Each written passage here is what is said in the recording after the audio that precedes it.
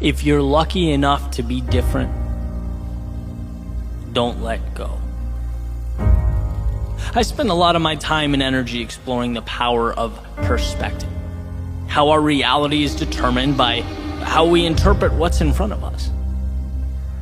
How one person can look at one thing and see pain or a problem or a barrier, and another person can look at that exact same thing and see opportunity or a future win or a bridge to something better.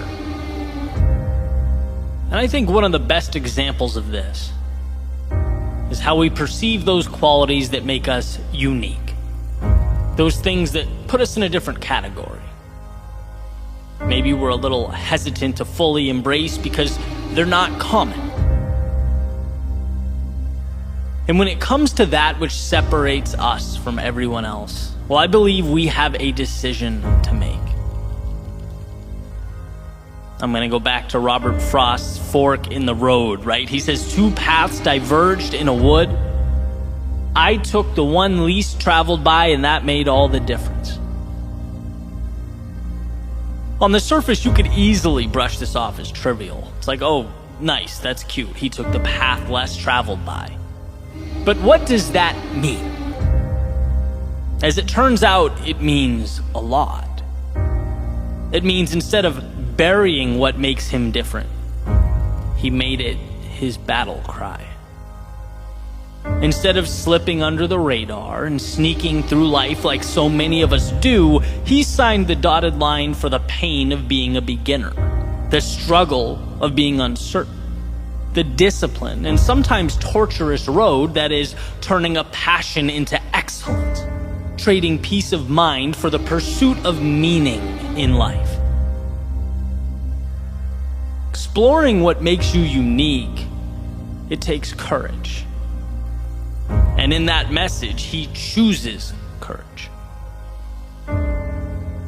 Because it's not just that you're alone.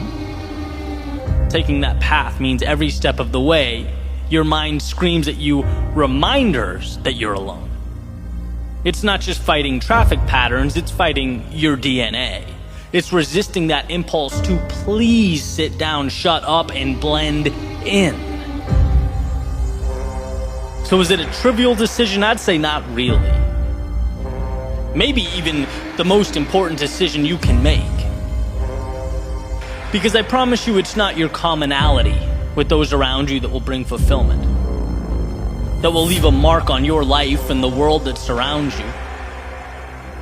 No, it's that thing that's unequivocally you, that's a little out there, that's somewhat strange, that you don't know why, but its gravitational force pulls and pulls and pulls. A tug of war, where one side begs you to just relax, conform, do less, begs you to never be laughed at or criticized, to take the easy road. Then you have the other side, poking, prodding, asking you, hey, yeah, but what if? What if you sacrificed the comfort of right now? What if you explored? What if you took that which you love and you ran with it? What if you worked for a delayed payday? What if for a moment in time, when people ask you what the plan is, you have to look back and say, you know what, I'm not quite sure what I'm building, but I'll keep pivoting until it's so clear you can see it from the moon. Those are the paths that pull us apart. And every time I've lost my way, it's because I've doubted my unique path. And I mean that every time. It's when I become impatient with the journey or look around and see someone else winning in a different arena using different methods, different strategies, see the latest trends and success formulas. Hey man, I want part of that, right? I'm human. I want to win. I want to succeed. But just like a little opening is enough to let in the outside water that sinks the boat, well, a little bit of doubt is enough to derail your process. The process that you have to believe in, protect, nurture. A process that I've come to separate into 2 pieces. Number 1, believing that the exploration of that thing that makes you unique it's valuable. That your abilities mean something. They're not inconsequential. They're not stupid or trivial or unnecessary.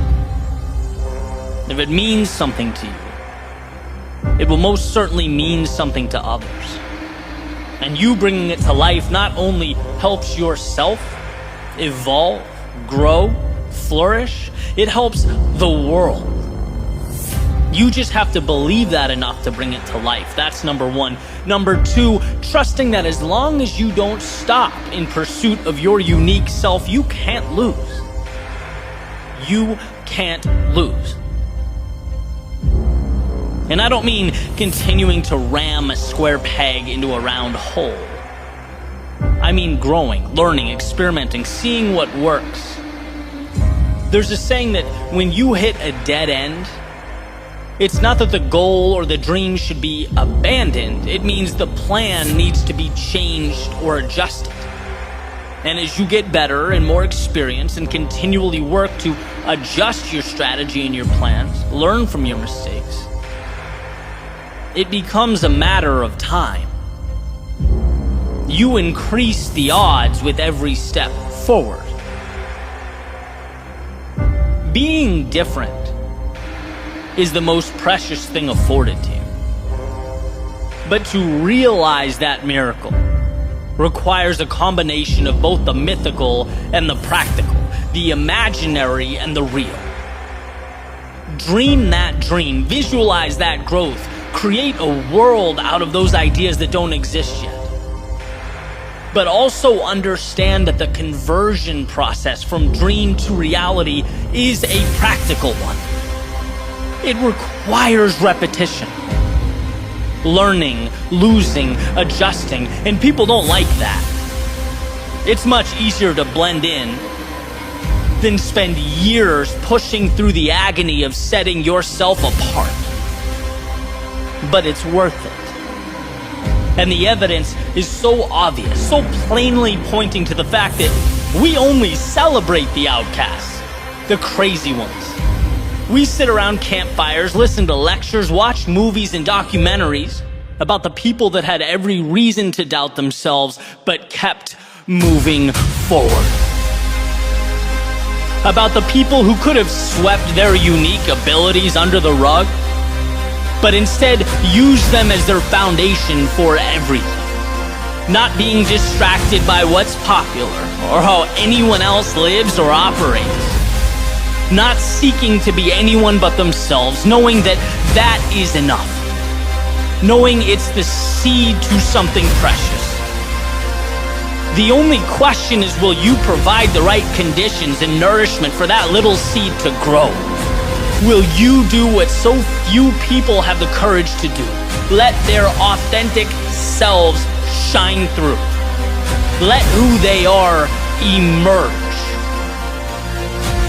Emerson has a quote. He says, "To be yourself in a world that's constantly trying to make you something else is the greatest accomplishment." He goes on to say, "My life should be unique. It should be an alms, a battle, a conquest, a medicine." And see, perpetual happiness is a fool's errand. No, life is full of trials and tribulations and ups and downs. But fulfillment comes from that quest for meaning, for more, for building something, for creating your unique self, a process, a pursuit that must be chiseled from stone. It's never given or provided. It has to be found. Take it.